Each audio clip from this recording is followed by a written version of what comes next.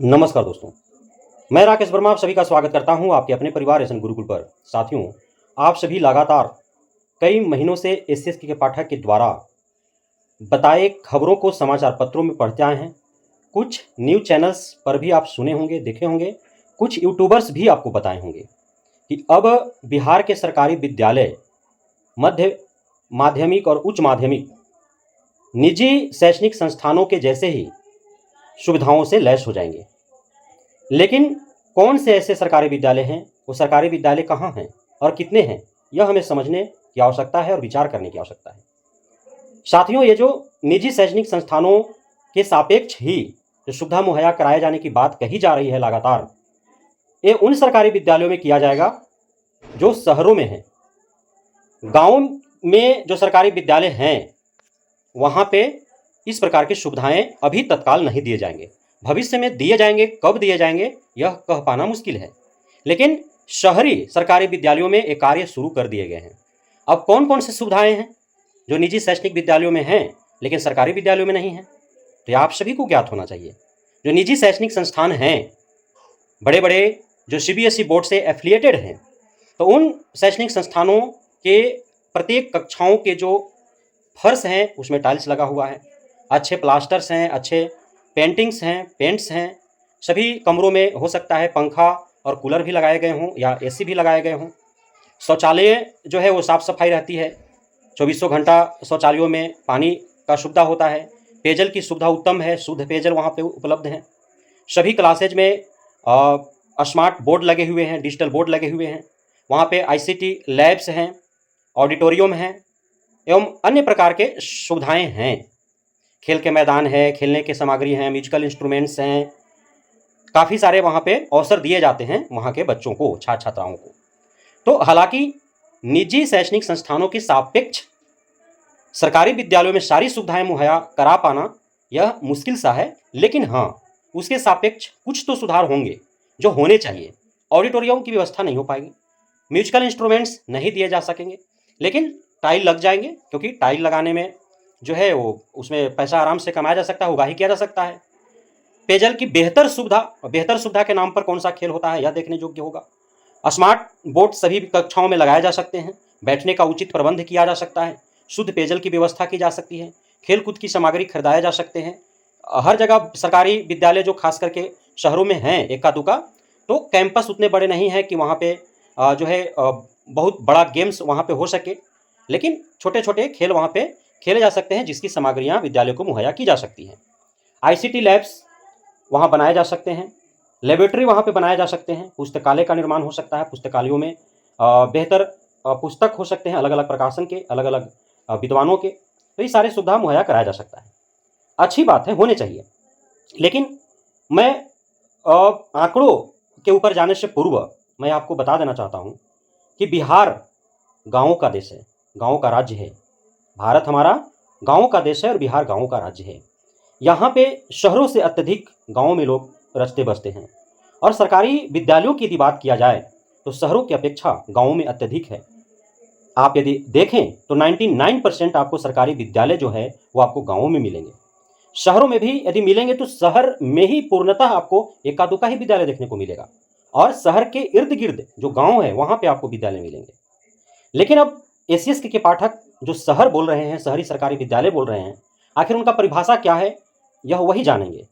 बिहार में कितने शहर हैं? क्या वे सिर्फ जिला मुख्यालय को ही शहर मान रहे हैं, या कुछ जिला मुख्यालय से इतर जो धार्मिक जो जगह है, धार्मिक स्थल है, उसके वजह से कुछ शहर का रूप धारण किया हुआ है, या अन्य व्यावसायिक स्थल है उसके वजह से जो है शहर का रूप धारण किया है। तो मोटा मोटी एक जिला में यदि दो भी शहर यदि लेकर के चले तो 38 जिला है, 38 दूना 76 शहर हो सकते हैं, 100 शहर मान ले सकते हैं। यदि प्रत्येक शहर में 5 विद्यालय हैं तो 500 विद्यालय होंगे। क्या एसीएस के पाठक प्रत्येक प्रखंड मुख्यालय को शहर मानते हैं? क्या एसीएस के पाठक और भी अन्य जो छोटे मोटे चट्टी बाजार हैं क्या उन्हें शहर मानते हैं? यह सोचने और समझने वाली बात है। तो यह जो कार्य हो रहे हैं आखिर किस ग्राउंड पे कार्य हो रहे हैं? शहर का डिफिनीशन क्या है, शहरी विद्यालयों का डिफिनीशन क्या है? क्या सिर्फ शहरी विद्यालयों में निजी विद्यालयों के सापेक्ष अन्य सुविधाएं देने के नाम पर क्या हम ग्रामीण वासियों के साथ एक भद्दा मजाक किया जा रहा है? क्या शहरवासियों के साथ धोखा किया जा रहा है? आखिर शहरी विद्यालय है कौन? यह जो खेल खेला जा रहा है कि शहरी सरकारी विद्यालयों जो 6 to 12 के हैं वहाँ पे निजी विद्यालयों के सापेक्ष ही सारे सुविधाएं मुहैया कराया जाएगा, तो आखिर आंकड़े देना चाहिए ना शिक्षा विभाग को कि किन शहरों में कौन कौन से सरकारी विद्यालयों में ऐसा किया जा रहा है और शहर है कहाँ बिहार में, शहर किसे मान रही है शिक्षा विभाग, और कौन शहरों में रचे बसे जो लोग हैं उनके लिए जो सरकारी विद्यालय हैं वो कौन हैं। यह जो समाचार पत्र आप देख पा रहे होंगे थंबनेल में जो लगाया हुआ है, इस समाचार पत्र में मुहैया कराया जा रहा है सरकारी विद्यालयों में सारी सुविधाएं, लेकिन आधा दर्जन निजी विद्यालयों के नाम इसमें दर्शाए गए हैं।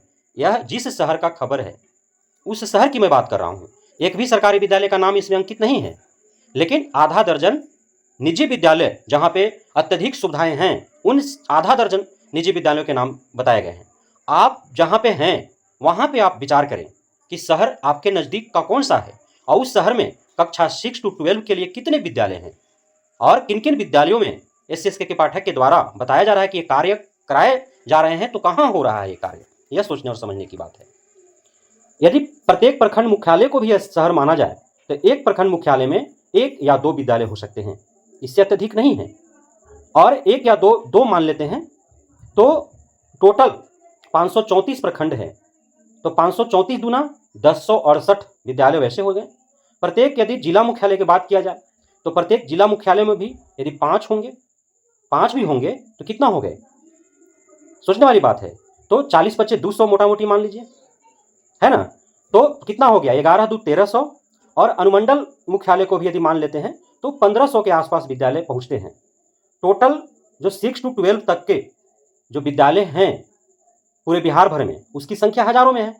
और शहरों में बसे हुए विद्यालय हम प्रखंड मुख्यालय, अनुमंडल मुख्यालय, जिला मुख्यालय सभी का यदि हम जोड़ भी लेते हैं तो 1500 के आसपास आंकड़ा पहुंच पा रहे हैं, अत्यधिक बढ़ा करके जोड़ते हैं तो बाकी हजारों की संख्या में जो गांवों में 6 to 12 जो विद्यालय हैं, छोटे मोटे चट्टी बाजारों में जो हैं, नवसृजित हैं, जो उत्क्रमित हैं, जो नवसृजित तो प्राथमिक है लेकिन उत्क्रमित हैं।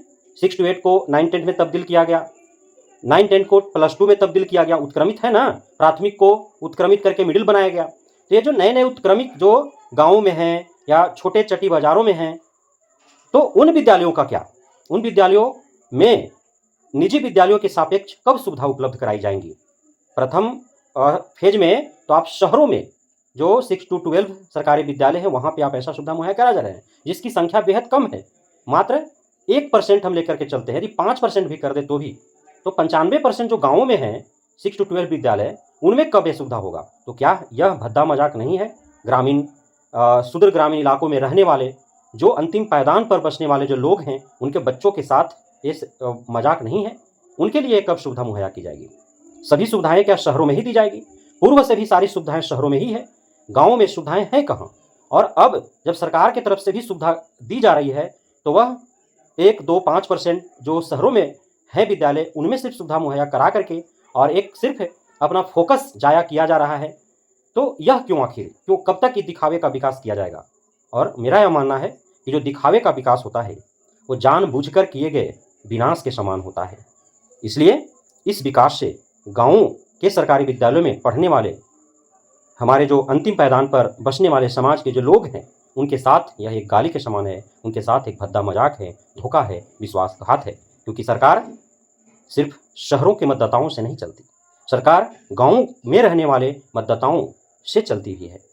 गाँव के लोग ही अन्नदाता होते हैं, शहर के जो वासी होते हैं, निवासी होती हैं, वे गाँव पर भी उनकी निर्भरता अत्यधिक होती है।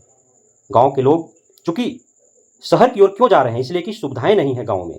अब यदि अभी सरकार की तरफ से भी शैक्षणिक संस्थानों में यदि शहरों के विद्यालयों में ही इस प्रकार की सुविधाएं दी जाएंगी तो फिर जो गाँव में या छोटे छोटे बाजारों में जो सरकारी विद्यालय हैं वहाँ से उनका विश्वास उठना प्रारंभ हो जाएगा और फिर उनका जो पलायन है वो शहरों की ओर जाना प्रारंभ हो जाएगा। तो इसलिए शहरों के साथ साथ गाँवों के सरकारी विद्यालयों में भी इस प्रकार की सुविधाएं उपलब्ध होनी चाहिए। ये गाँव और शहर में बांटने की साजिश जो षड्यंत्र है वह जो है यह बहुत ही एक गाली के समान है, ऐसा नहीं होना चाहिए। और ग्रामीण में गाँवों में रहने वाले जो छात्र छात्राओं के अभिभावक गण हैं उन्हें भी इस बात पर ध्यान देने की आवश्यकता है। जो जनप्रतिनिधि हैं इस बाबत प्रश्न पूछने की आवश्यकता है, प्रश्न उठाने की आवश्यकता है, सवाल खड़ा करने की आवश्यकता है। बहुत बहुत धन्यवाद आप सभी साथियों का हमारे साथ जुड़े रहने के लिए, बने रहने के लिए, इतना प्यार देने के लिए, हम पे भरोसा बनाए रखने के लिए। जय हिंद।